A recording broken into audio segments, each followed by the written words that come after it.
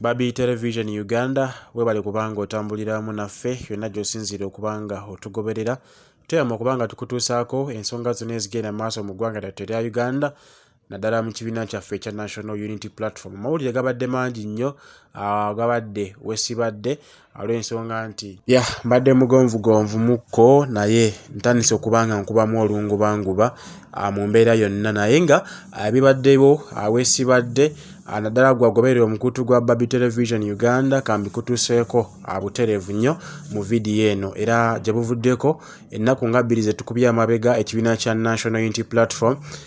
nga team yakulemberwamu Leader of Opposition Honorable Joel Ssennyonyi nga awerekeddwako Secretary General ow'ekibiina Mwami David Lewis Rubongoya bagenda bukolokolo wali ku ofiisi z'ekite oba ku kitebe kya poliisi e Naggulu ku kitebe ekikulu okusobola okulaba nga basisinkana abakulu mu poliisi abaali babawandiikidde ekiwandiiko ekibakomya okusobola okulaba nga tebagenda nate ku mobilizing abantu baabwe mu bitundu by'eggwanga ebyenjawulo oba gye wandiise Nup Countrywide Tour phase 2 eyali egenda mu maaso. Bino nno ababiteeka mu bbaluwa nti waliwo bye balina okuba nga bakkaanyaakokko era ne basaba abakulembeze bano basobole okuba nga bagendayo babeeko ne bye bakkaanya era obukwakkulizo baweereddwa oba NUP yaweereddwa obukwakkulizo 5 bulambirira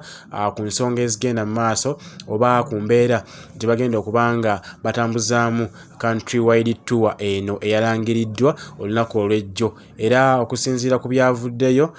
poliisi yabadde yeesigamye nnyo ku kabenje akaaliwo President w'ekibiina kyaffe ekya National Unity Platform His Excellency Robert Kyagulanyi Ssentamu Mitembo bwe yali agenda wali mu bitundu by'e Masaka waliwo akabenje akaagwa mu baana ba NUP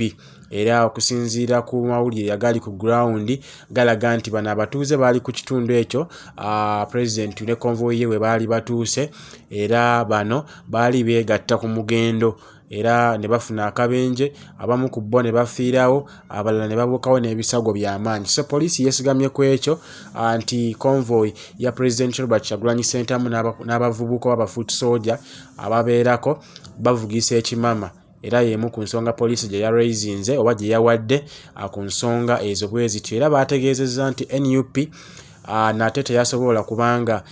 ekuuma abantu baayo be yali egenda nabo mu convoy era Joel Ssennyonyi yavaayo n'ayanukula ensonga eyo nti omuntu ng'omuntu oba bo ng'ekibiina tebavunaanyizibwa ku bantu ababeera babakuŋŋaaniddeko wabula it's the police to keep order. Poliisi erina okubanga ekuuma obuntu bulamu n'obutebenkevu so bonga bammemba bamobilizingako kye basobodde naye ate ne poliisi erina okubanga ebakwasaganyizaako mu ngeri emu oba endala. Wano nno byagenze okuggwa nga NUP bagiwadde obukwakkulizo 5 bw'erina okubanga egoberera okusobola okulaba nga ate teddamu kutaataaganyizibwa poliisi. Waliwo omuganda wange Mukisa Joseph yabadde abuuza nti kati NUP tegenda kubanga eddamu okutaataaganyizibwa obanga babateerawo roadblocks ku mu convoy zaabwe okubalemesa nga wekyabaddewo oba wekyaliwokko gye buvuddeko mu nteekateeka era yasooka ya Countrywide Tour phase 2. Ekyamazima kiri nti ffe tuli wamu naffe tugegesa amaaso tujja kubanga wetuli nnyo okusobola okulaba nga tubatuusaako byonna ebigenda mu maaso. Ebyo nno nga tuvuddeyo ebbaluwa eyo gyolaba ku screen yo yawandiikibwa Secretary General w'ekibiina kya NUP Omwami David Lewis Rubongoya zaalinga ennaku z'omwezi 10 omwezi guno gwennyini ogw'omusanvu nga babasaba okusobola okulaba nga bajaganya oluvannyuma lw'okuweza emyaka 4 ng'ekibiina kya NUP era ng'ennaku z'omwezi 22 omwezi guno gwennyini ogw'omusanvu ekibiina kyaffe ekya National Unity Platform ekigenda okuba nga kiweza emyaka wagindaba 4 era nga ebbaluwa eno yabadde esaba abakulembeze oba abakulu abatwala ekisaawe kino ekya Kololo Independence Grounds okusobola okulaba nga NUP bagikiwa esobole okuba nga etegekerayo emikolo gyayo egy'okulaba nga bakola kye bayita okujaganya okusobola okuba nga bawezezza emyaka 4 tegibadde myangu olw'ensonga nti bannayuganda bangi nnyo abafudde bangi nnyo babuzibwawo bangi nnyo abakyalina ebisago nakati tebali kyerabira olw'ensonga nti kubadde kunyigirizibwa kwa maanyi nnyo okuva President Robert Kyagulanyi Ssentamu we yatandika okubanga atwala ekibiina kino okukijja ku Mwami Kibalama gwe bateesa ku nsonga ez'enjawulo n'amukwasa ekibiina kino bukolokolo okulaba nga akiddukanya. Jjukira nti NUP yafune actually Robert Kyagulanyi Ssentamu before nga tannafuna kibiina kino ekya NUP yagezaako okubanga awandiisa ekibiina kiri kye yali atumye People Power, era mu nsonga eyo ne bakivumirira nnyo ne bagaana n'okubanga baba bawandiisa olw'ensonga nti baba blockinganga buli we baali balaga buli we baali bagezaako okubanga bakuŋŋaanya empapula ezisobozesa okubanga basobola okubanga bawandiisa ekibiina ekyo, ne basalawo bakituume ekisinde nga bwe mwabiraba. Wabula olw'obugezi ne okumanya ennyo okwa Bobi Wine president waffe w'ekibiina kya NUP n'abamwetoolodde ba David Ewis Rubongoya, ba Alex Wayusa Mufumbiro, bonna abamwetoolodde ku nsonga ezo eza struggle basobola okubanga bakozesa olukujjukujju ne basobola okulaba nga bayita Museveni emabega waataategeera waataasuubira oluvannyuma ne babutaininga oba ne batwala ne bakulembera ekibiina kino ekyali kiriwo actually kyaliwo ekibiina kino naye nga kiri anda Mwami Kibalama ye yakikwasa Bobi Wine oluvannyuma ku nsimbi ze baateesa olw'omukulu n'asasula bulungi nnyo bw'atyo n'akikyusa ownership era nedda mu mannya ge nga ye president waffe w'ekibiina kya National Unity Platform His Excellency Robert Kyagulanyi Ssentamu. Bw'atyo kuva olwo ne bijja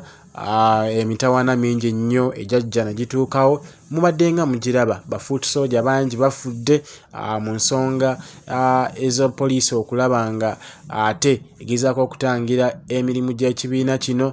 Blood blocks ne zifuuka road blocks, tear gas n'afuuka tear gas, amasasi open bullets ne zifuuka open bullets. Mwabiraba baganda baffe bangi nnyo babibuukamu n'ebisago eby'amaanyi be batagenda kubanga beerabira, okugeza munnamawulire Ashraf Kasirye eggwanga essaawa zino ali mu ggwanga lya America era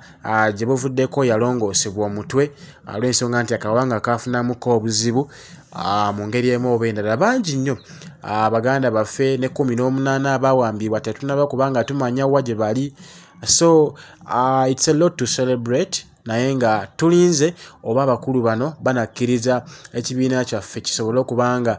kicelebratinga anniversary yaakyo ey'okuweza emyaka 4 wagindaba weddumu ggwanga lyattu erya Uganda nga kikulemberwa omwami His Excellency Robert Kyagulanyi Ssentamu Mitembo. NUP yalangiridde anti countrywide tour phase 2 egenda kubanga eddamu olunaku lugenda kuba lwa Monday nga ku nnaku z'omwezi 15 era nga president waffe Robert Kyagulanyi Ssentamu n'abakulembeze abalala webali nnyo ne bafuut soja beetegese dda ebyuma baabiwawudde dda okusobola okulaba nga bakutukako eyo yonna gy'oli basobole okubanga muwayawayamukko ku nsonga ezigenda mu maaso za struggle naddala okununula eggwanga lyaffe erya Uganda mu buwambe nga kussa n'embeera gye tubadde tuyisibwamu okuyita mu myaka egisoba 30. Ebisingako kaawo nja kubanga nzija nabyo butereevu mu bibatuuseeko wano ku mukuto gwa Babi Television Uganda, naye gwe tasobodde kubanga obifuna mu budde osobola okugenda ali ku mukutu ogwa Cloud9 Television Uganda. Ensonga ezimu zibaayo oba tosobodde kubanga ozifuna wano osobola okugenda wali n'ozifuna. Wotuukayo tobeerabira kusubscribinga kulikinga, woba olina ky'obuuza oteeka butesi mu comment section, automatically nja kubanga nkuddamu